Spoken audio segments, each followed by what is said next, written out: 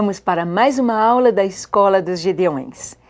Na Escola dos Gideões nós aprendemos sobre a oração, sobre a adoração, sobre a pregação da Palavra de Deus.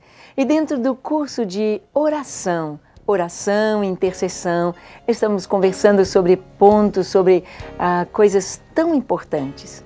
Hoje falaremos sobre a imposição de mãos. Quantas vezes levantamos as nossas mãos e oramos? Quantas vezes as mãos se erguem em oração, no momento a sós ou na igreja? O que significa a imposição de mãos? O que isso tem a ver com a nossa vida e o que a Palavra de Deus nos ensina sobre a imposição de mãos? Esteja pronto.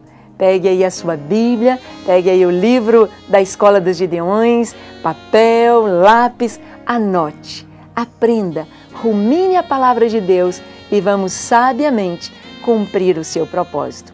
A imposição de mãos e a unção com óleo é o tema da nossa aula de hoje. Vamos lá!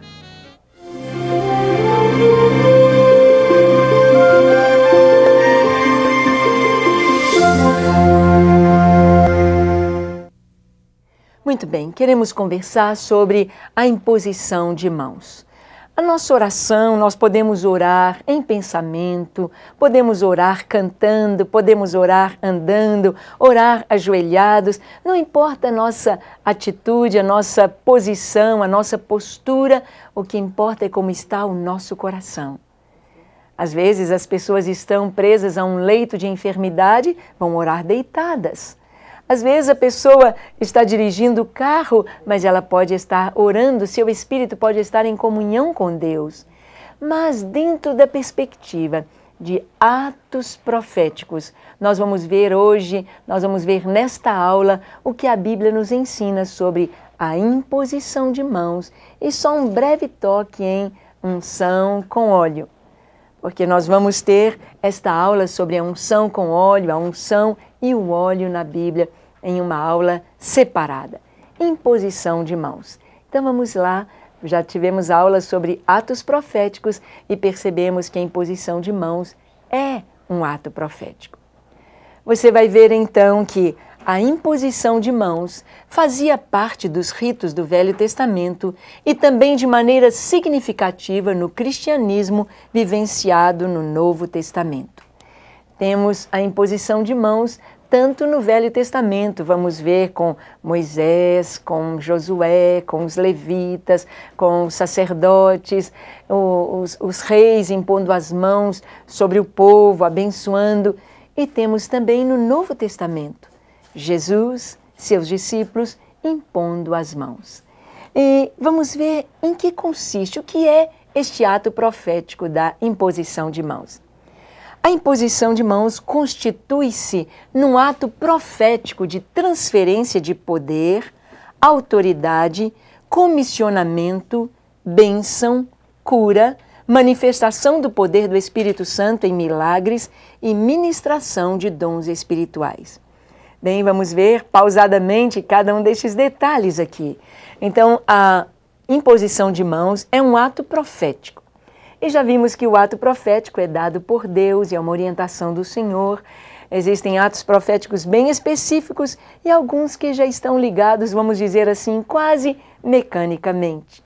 Por exemplo, quando temos a ceia é um ato profético. Nós anunciamos a morte do Senhor até que Ele venha, mas é um ato que nós estamos constantemente repetindo como uma ordenança do Senhor. E aqui, na imposição de mãos, nós vemos que ele constitui-se em transferência de poder. Transferência de poder, de autoridade. Comissionamento, quando alguém vai ser comissionado, vai receber uma missão. Bênção, nós estamos ministrando bênção através da imposição de mãos.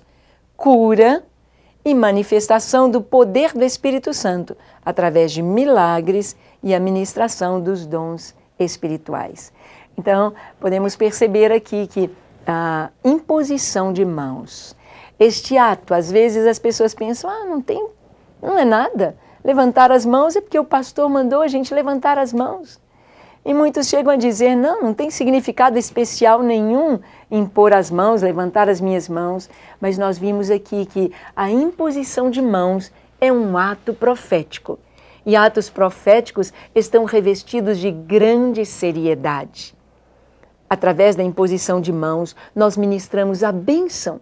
A bênção que vem de Deus flui através das nossas vidas e alcança a pessoa sobre a qual estamos impondo as nossas mãos. A bênção, a cura, mas nós vamos ver também a seriedade deste ato profético através da imposição de mãos, comissionando, trazendo a direção do Senhor. Vamos ver, por exemplo, imposição de mãos na oração. Nós temos em 1 Reis 8, 1 Timóteo 2,8, na invocação da bênção divina, Levítico 9, 22, Lucas 24, 50.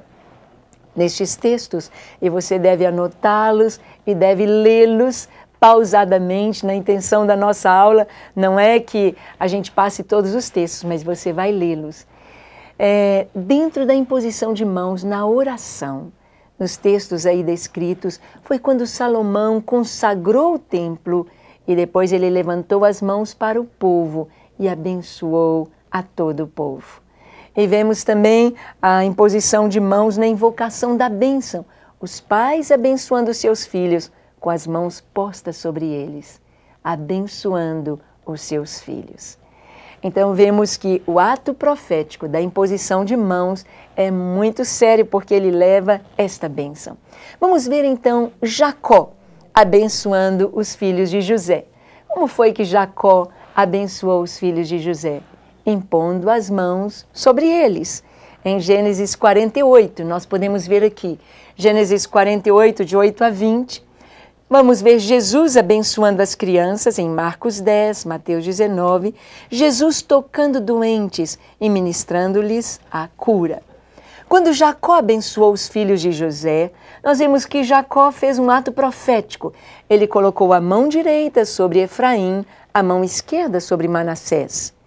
E a mão direita simbolizava a bênção da primogenitura. O José disse, não, meu pai, não faça isso. O primogênito é Manassés e a sua mão direita está sobre o Efraim. Jacó estava com as mãos cruzadas. E Jacó então disse, não, meu filho, deixa, Deus quer assim, porque a bênção da primogenitura viera sobre Efraim. A imposição de mãos é um ato profético. Vamos ver que Jesus abençoou as crianças. Está relatado isto em Marcos 10, em Mateus 19. Diz que os pais traziam as crianças a Cristo e ele, impondo-lhes as mãos, as abençoava. A bênção. Esse toque é um toque de cura, é um toque de bênção e Jesus tocou as crianças. Jesus tocava os doentes, ministrando-lhes a cura. Houve aquele leproso que chegou para Jesus e disse, Senhor, se quiseres, podes purificar-me. E Jesus tocou. Este toque é imposição de mãos. Este toque ministra cura. Este toque ministra a bênção de Deus. A bênção que estava sobre o Senhor fluiu para a vida daquele leproso. Fluiu em cura. Então, vemos que dentro do propósito do Senhor, a imposição de mãos, ela é um ato profético. Vamos ver então a imposição de mãos de Jesus sobre vários enfermos. Temos aqui vários textos e você deve percorrer todos eles. Marcos 5, 23, Mateus 9, 18, Lucas, textos em que Jesus impôs as mãos sobre os enfermos. E vamos ver a imposição das mãos dos apóstolos em Atos 9, 12 a 17, Atos 28, versículo 8. Nós vemos aqui que tanto Jesus quanto os apóstolos impuseram as mãos sobre os enfermos e eles foram curados. Na aula que teremos sobre a unção com óleo, nós vamos perceber que a unção com óleo é especificamente para o crente. Mas a pessoa que está doente, ela pede para você orar por ela. Eu posso impor as mãos. Jesus impôs as mãos e curou enfermos. Os apóstolos impuseram as mãos e curaram enfermos. A imposição de mãos, tanto na libertação das pessoas, quanto na cura, quanto para receber o batismo com o Espírito Santo, a imposição de mãos simboliza um ato profético. o ato profético de alguma coisa que está acontecendo no mundo espiritual e que tem uma demonstração no mundo visível. Prosseguindo, vamos ver que a imposição de mãos, ela simbolizava a bênção espiritual que fluía de uma pessoa para outra. A bênção que fluía de um para o outro. Nesta figura bonita aí temos a mulher enchendo os vasos com o azeite e nós podemos perceber que a unção, a bênção flui. Ela passa por nós e alcança as pessoas. Você já percebeu que você pode chegar num determinado lugar e você sente a presença de Deus ali? Há pessoas que têm o Senhor, há pessoas cheias da bênção do Senhor que estão presentes naquele lugar, que trabalham ali, que moram ali. Então aquele lugar está impregnado da bênção do Senhor. A bênção flui. Assim também há lugares onde nós vamos em que sentimos uma opressão maligna, um lugar fechado, pesado, ruim, negativo, porque flui também daquelas pessoas que estão cheias do demônio, cheias da maldade, cheias das trevas, do mundo, do pecado. A influência delas passa para aquele lugar. Assim como uma pessoa que fuma muito, ela fica impregnada do cheiro de nicotina, assim também a bênção de Deus em nós. Ela flui através de nós e podemos impor as mãos para abençoar as pessoas ao nosso redor. Tempos atrás, era costume na nossa criação mineira, brasileira, de os pais abençoarem os filhos. Os filhos diziam, bença pai, bença mãe, bença avó, bença tio, a bênção. E eles respondiam, Deus te abençoe, impondo as mãos. Nós precisamos voltar a este costume de abençoar os nossos filhos, de nos abençoar mutuamente, impondo as mãos. Nós vamos ver no Velho Testamento a questão da bênção. No dia da expiação, no Yom Kippur, o sumo sacerdote punha as mãos sobre a cabeça do bode que seria enviado ao deserto e confessava os pecados do povo, transferindo-os para o animal. O que isto significa? Quando aquele animal ia para o deserto, ele estava indo sobre a cabeça dele, o sumo sacerdote tinha colocado as mãos e falado e confessado o pecado do povo. O sumo sacerdote dizia, ó Senhor, perdoa o teu povo, porque o teu povo adulterou, roubou, matou, fez isso, fez isso, fez isso, fez isso. E falava uma lista enorme de pecados.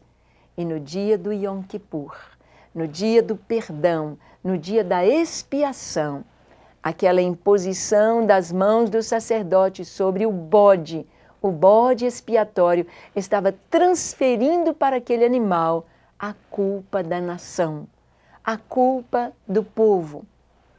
Nós podemos ver a seriedade que é a imposição de mãos. Há uma transferência de bênção, mas ali naquele ato estava havendo a transferência do pecado, a transferência da culpa para aquele bode expiatório. E sabemos que este bode simboliza Jesus, que recebeu sobre si a nossa culpa, o nosso pecado, e ele levou o nosso pecado à cruz e nos trouxe o seu perdão. Continuando no Velho Testamento, nós vamos ver também que as ofertas queimadas, ofertas pacíficas, ofertas pelo pecado e a ordenação dos sacerdotes eram acompanhadas de imposição de mãos. Os textos aí, Levítico 1, capítulo 2, Números 8, nós vamos encontrar este fato. As ofertas, então, quando a pessoa levava uma oferta para ser queimada, uma oferta que era holocausto pelo pecado, havia imposição de mãos. Ou seja, o ofertante levava uma ovelha, ou um novilho, ou pombinhos, ele levava de acordo com o que a lei exigia aquele animal, e ele colocava as mãos sobre a ovelha ou o novilho confessava o seu pecado e aquele animal era degolado, o sangue era retirado, aspergido sobre as pontas do altar e o animal era completamente queimado sobre o altar. Havia imposição de mãos nos holocaustos, na oferta queimada. Havia imposição de mãos sobre a oferta pacífica, aquela oferta que era de gratidão, era movida diante de Deus. Eram grãos, eram trigo, era primícias, era uma oferta de gratidão. Ao impor as mãos, ele estava dizendo: Senhor, aqui está o meu coração, aqui está a minha vida expressa em dedicação a Ti, em consagração a Ti, através desta oferta. A imposição de mãos era como um prolongamento de si mesmo, entrando ali naquela oferta, se dando ao Senhor. Então havia imposição de mãos nas ofertas e nos holocaustos. Prosseguindo, vamos continuar, vamos ver que o povo impôs as mãos sobre os levitas que foram consagrados como sacerdotes ao Senhor. Números capítulo 8, versículo 10. Nós vamos ver aqui vimos a imposição de mãos do sacerdote, vimos do ofertante, agora a imposição de mãos de todo o povo. A imposição do povo sobre os levitas, separando-os para a obra de Deus. Isto acontece na igreja. Quando um pastor, um homem chamado por Deus, vocacionado para ser um pastor, ele vai ser empossado, ele vai ser ordenado ao ministério da palavra, a igreja impõe as mãos. A igreja levanta suas mãos, separando para a obra de Deus.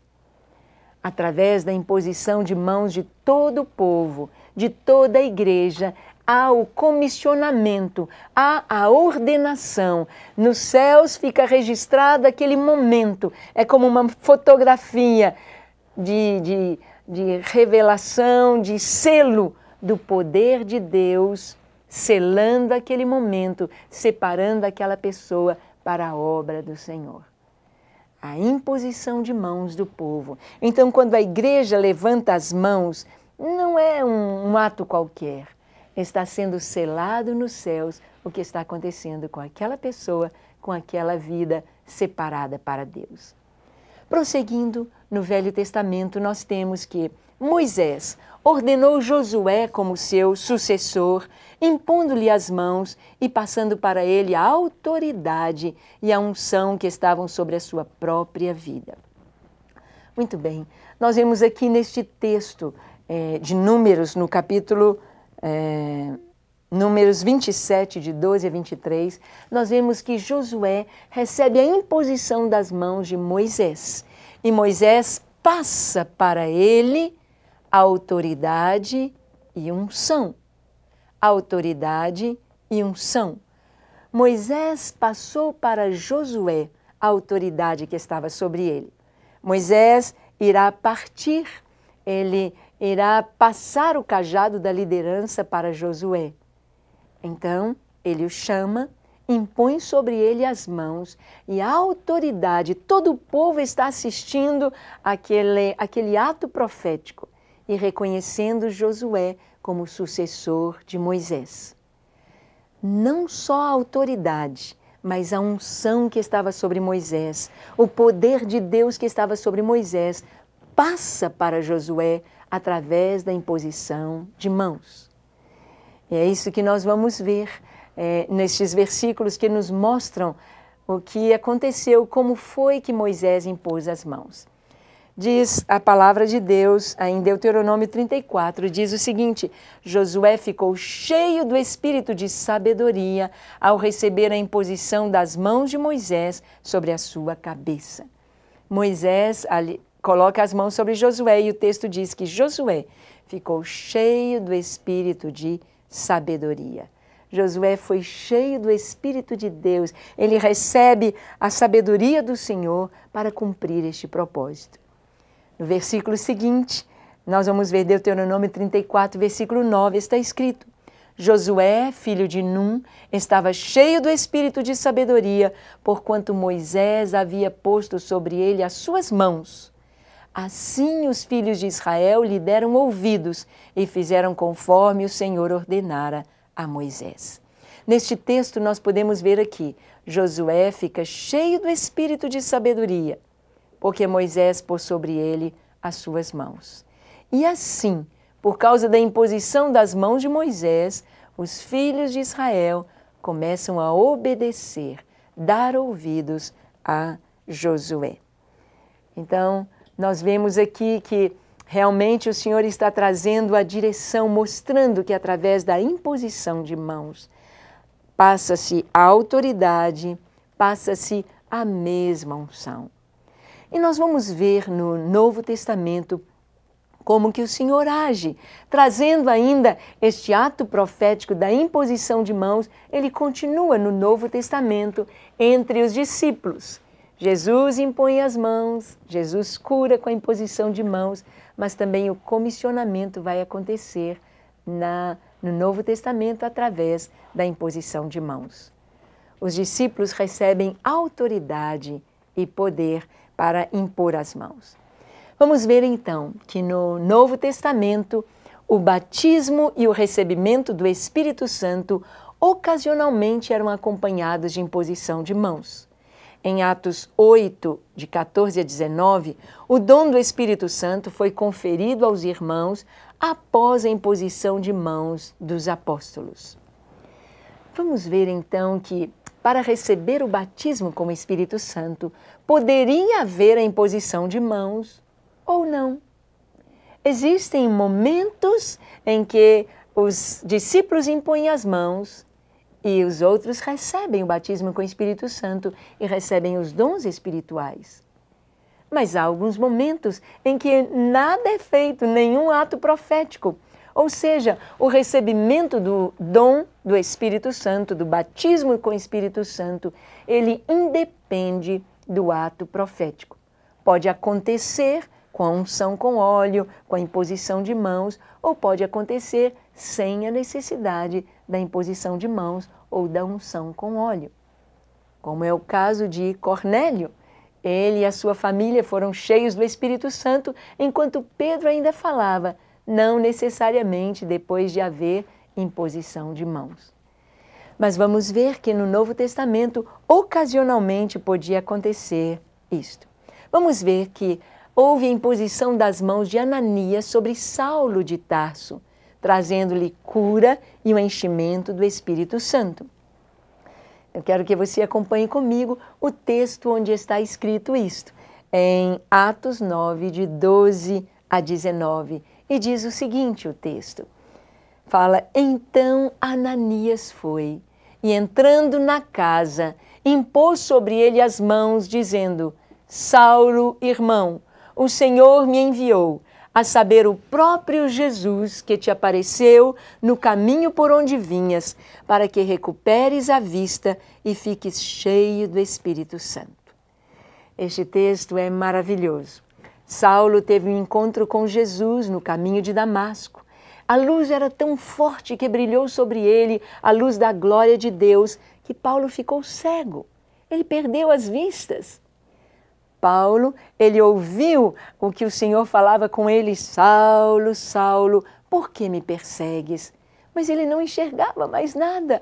A luz era brilhante demais e seus olhos estavam fitos naquela luz. E os olhos humanos não podem suportar a luz da glória do Senhor.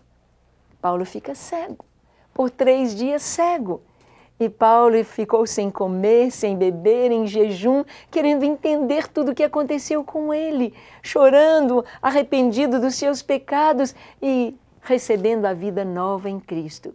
E então, Deus chama Ananias, um discípulo do Senhor, e diz, Ananias, você vai na rua chamada direita e você vai entrar numa casa onde está Saulo de Tarso, e você vai pôr as mãos sobre ele para que ele seja curado.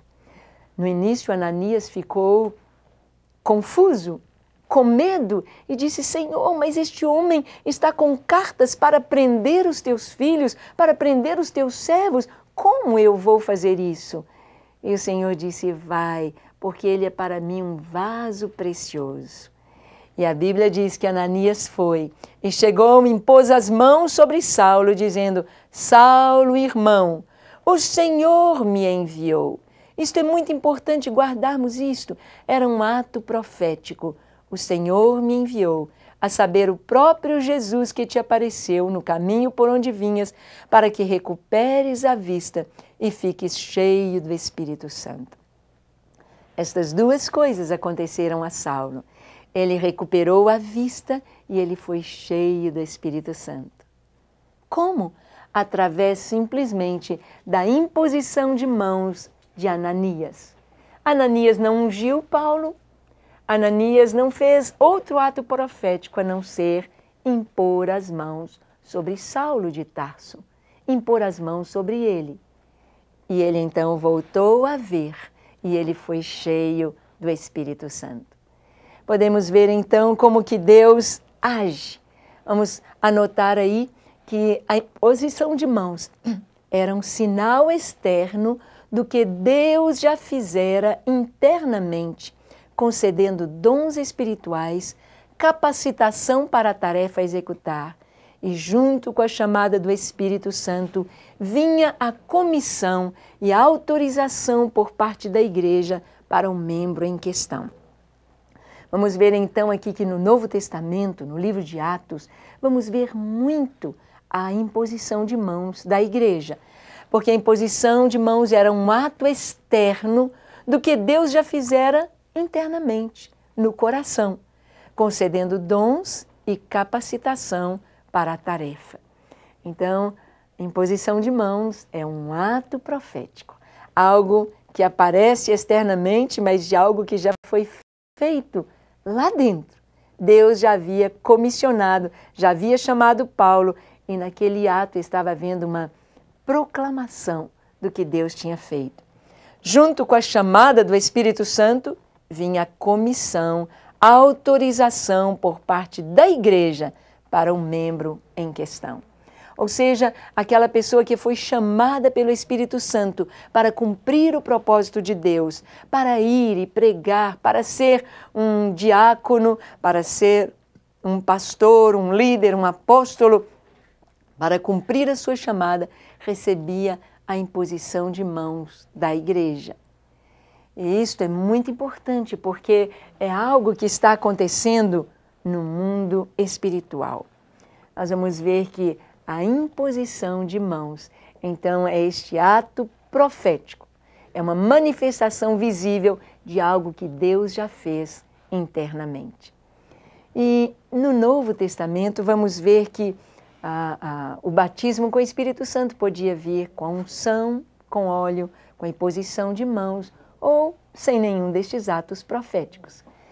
Você pode ver aí, anotar que a unção e o óleo, o batismo com o Espírito Santo, o Senhor diz o seguinte em Efésios 5,18: não vos embriagueis com o vinho em que há contenda, mas enchei-vos do Espírito Santo.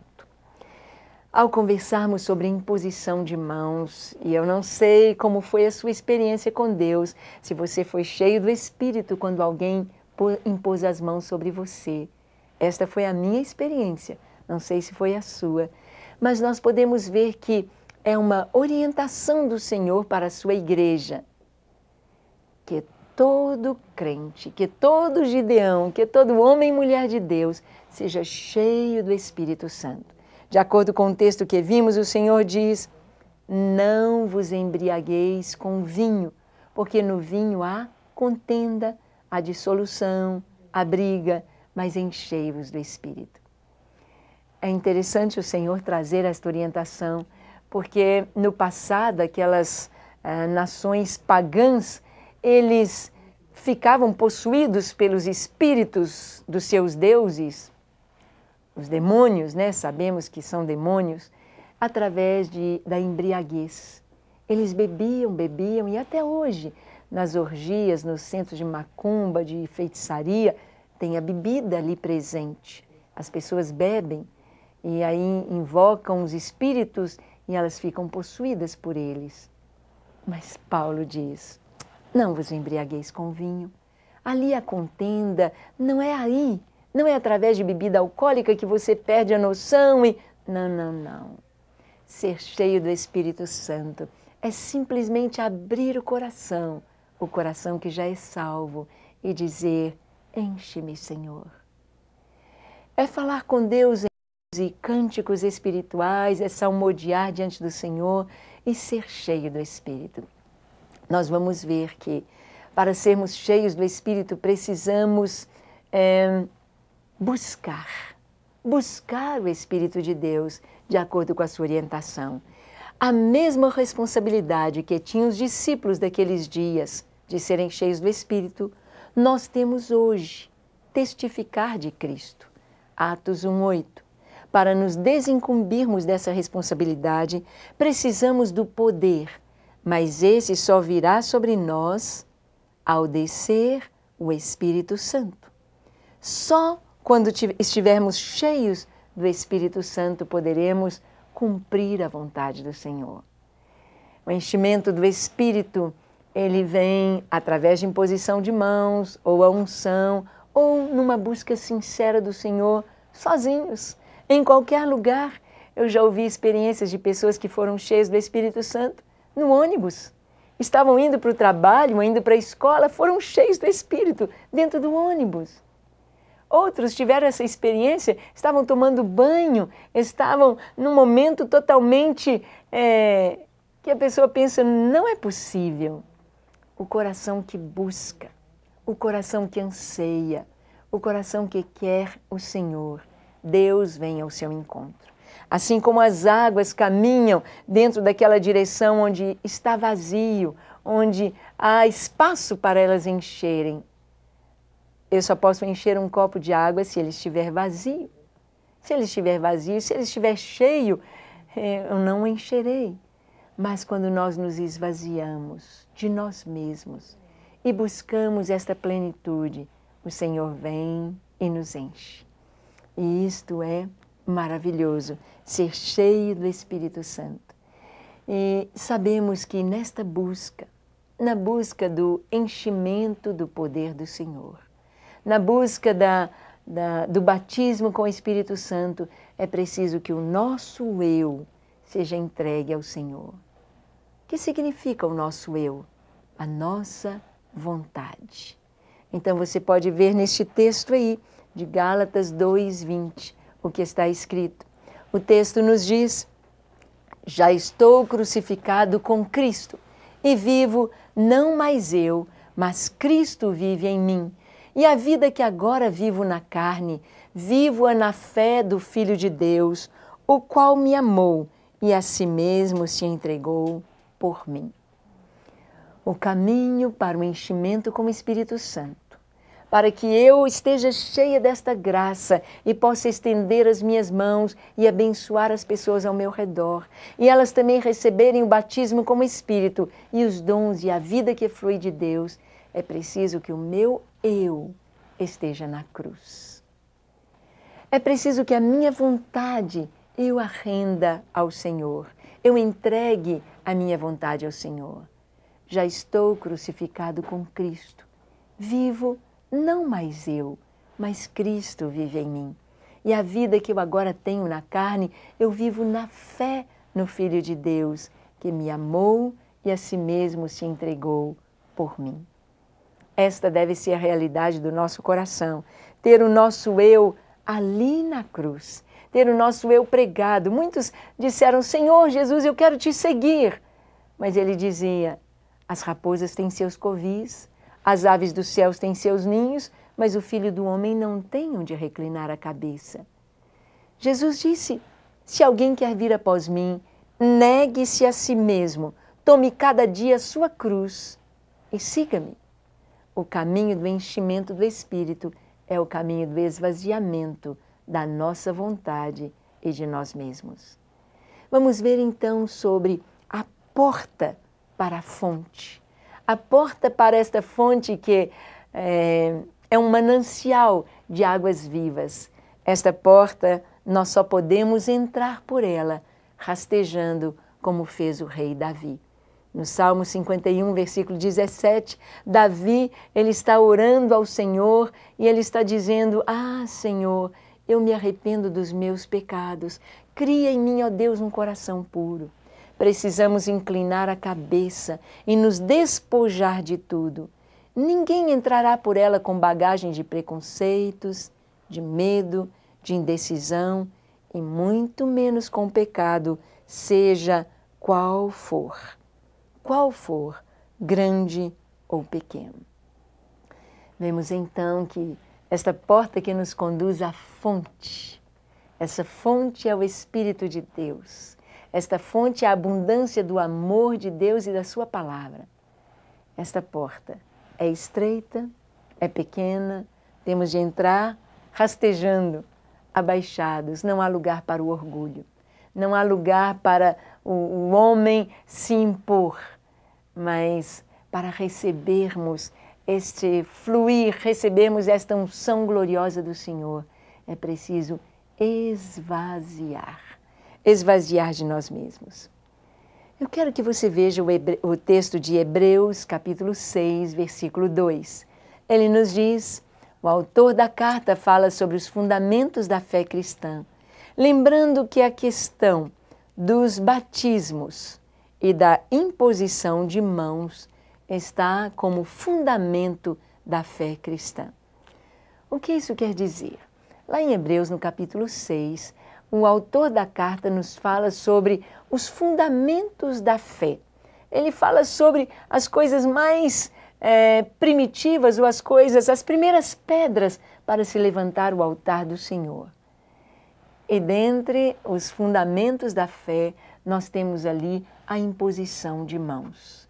Imposição de mãos faz parte das coisas principais que todo crente, que todo salvo precisa ouvir, crer e fazer. Imposição de mãos. Vimos que a imposição de mãos é um ato profético para que através dele flua a bênção, flua a cura, para que através deste ato profético seja confirmada a chamada de uma pessoa e o seu comissionamento, o seu envio para o campo.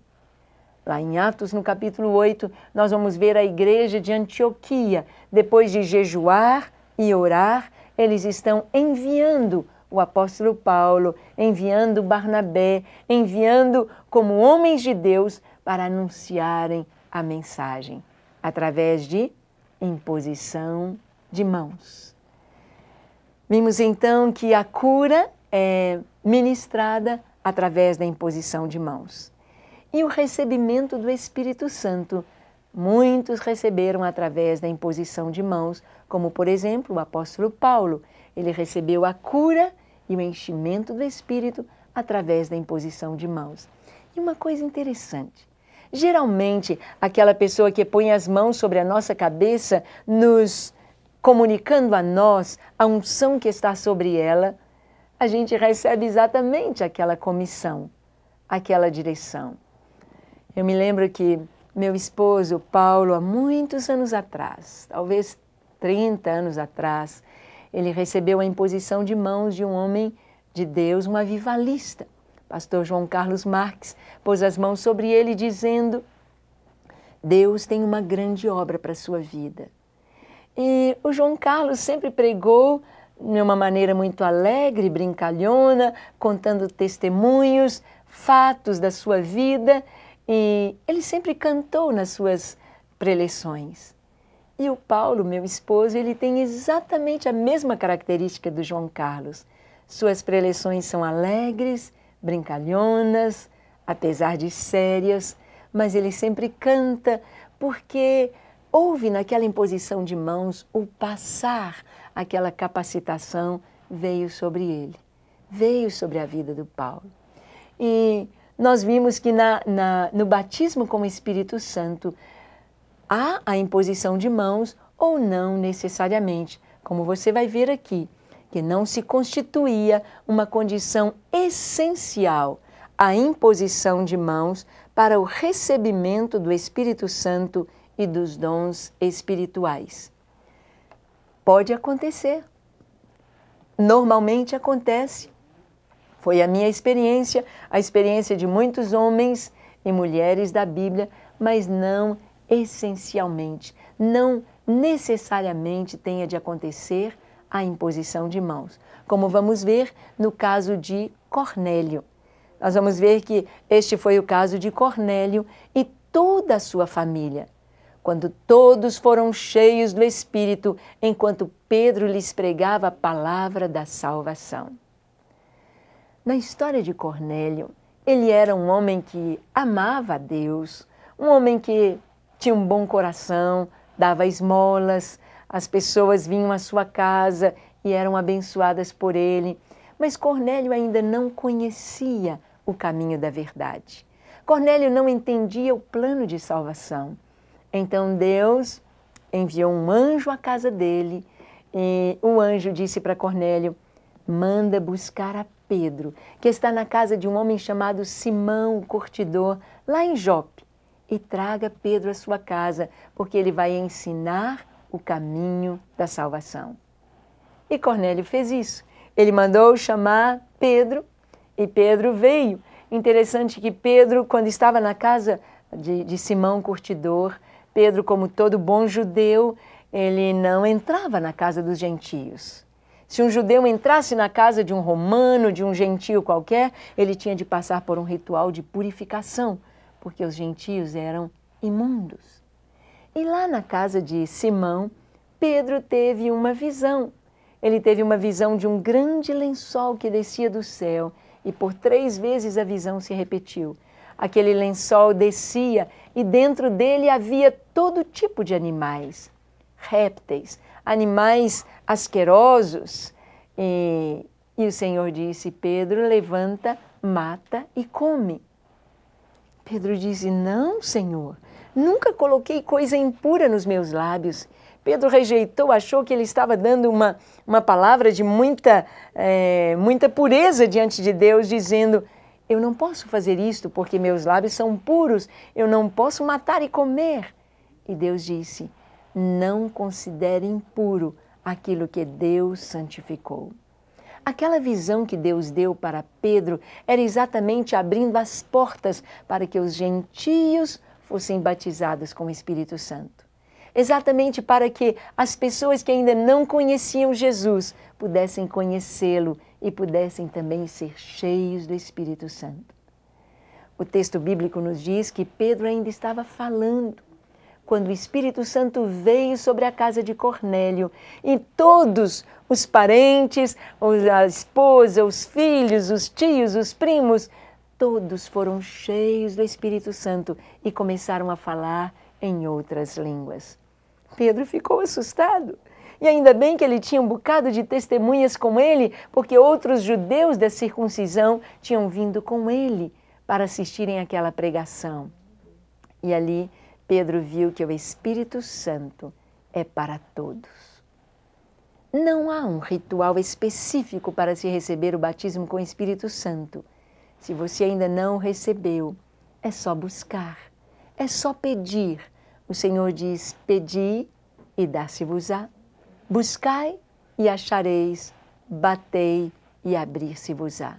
Com Cornélio e a sua família foi assim que aconteceu. O Espírito Santo foi derramado sobre eles sem haver um ato profético, sem haver a imposição de mãos. O Senhor veio e registrou aquele momento de salvação naquela família. Continuando, vamos ver que no Novo Testamento a ordenação para o serviço cristão também acontecia após a imposição de mãos. Vamos ver aqui a ordenação dos diáconos em Atos capítulo 6. O que significa isto? A ordenação para o serviço cristão. Ordenação é exatamente uma chamada para o trabalho e uma capacitação. A igreja em Jerusalém, ela estava grande. E uma igreja grande tem problemas. E o primeiro problema que surgiu, que nos é relatado em Atos, no capítulo 6, foi o problema que as mulheres, as viúvas dos helenistas, não estavam recebendo a sua porção, a sua cesta básica, como as viúvas dos judeus. Então eles levaram o problema para os apóstolos e disseram: olha, estão esquecendo das viúvas gentílicas, helenistas, estão esquecendo da cesta básica delas. Então os apóstolos se reuniram, oraram e viram que eles não davam conta de fazer todo o trabalho na igreja. Então eles comissionaram diáconos, os diáconos. E esse nome, diácono ou diaconia, significa serviço, mordomo, servo, é um trabalho social. Os diáconos deveriam ser homens, separaram 7 homens cheios do Espírito Santo, homens que tinham um caráter mesmo, um caráter cristão muito forte, cheios de fé. A Bíblia nos cita o nome dos primeiros diáconos, entre eles estava Estevão, e eles, ao serem comissionados para aquela tarefa, ao serem instruídos naquilo que eles deveriam fazer, eles receberam a imposição de mãos dos apóstolos. E depois desta imposição de mãos, após a imposição de mãos, eles então foram comissionados, foram ordenados e começaram a cumprir a sua missão. Então, a ordenação para o serviço. Vamos ver também que há a separação para a obra de Deus. Você pode ver que a separação para a obra missionária de Paulo e Barnabé pela igreja em Antioquia, que está em Atos capítulo 13, no versículo 3. Nós sabemos pela história que o apóstolo Paulo e Barnabé, eles estavam cheios do Espírito Santo, cheios de alegria. Eles estiveram em Samaria, estavam em Antioquia e pregando e vendo a igreja crescendo. E Paulo e Barnabé viram que a igreja em Antioquia podia continuar caminhando com as próprias pernas. Eles viram que a obra de Deus já tinha crescido bastante.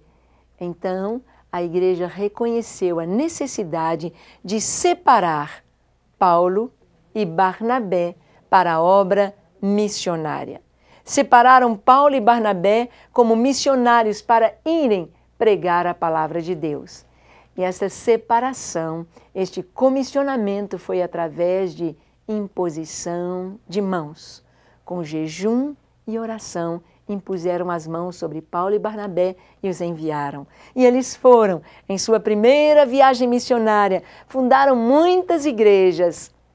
Passavam pelas cidades, iam nas sinagogas aos sábados e Paulo falava e as pessoas se convertiam e eram batizadas, iam plantando igrejas aqui e ali, porque tiveram esta visão de comissionar, de enviar. Toda igreja precisa ser missionária.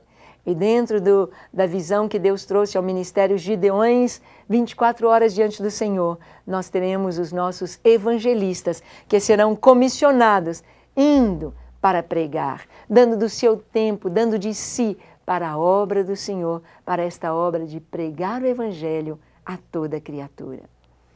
Vemos então esta imposição de mãos e nós vamos ver Paulo em suas cartas pastorais orientando Timóteo.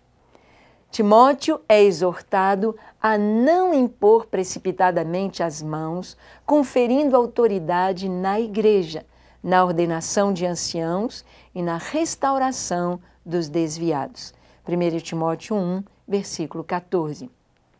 Paulo diz para Timóteo: Timóteo, não imponhas precipitadamente as mãos sobre as pessoas.